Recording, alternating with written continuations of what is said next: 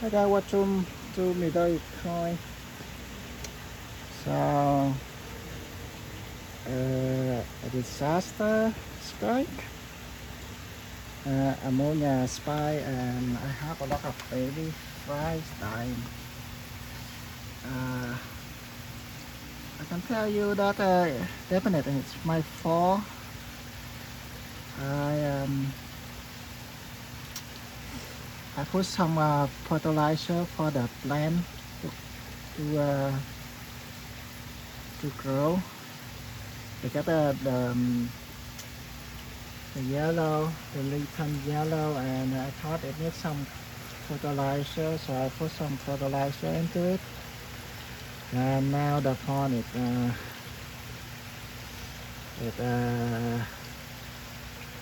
have plenty of dead baby fish.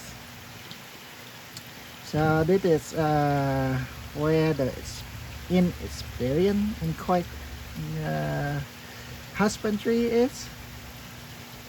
I thinking I put a little bit of fertilizer will help the plant work. I did not know it could cause so many dead fish. So currently I'm catching them out. The water wasting. I drain the water out and try to clean the mess as much as I can. Luckily, not luckily, I could have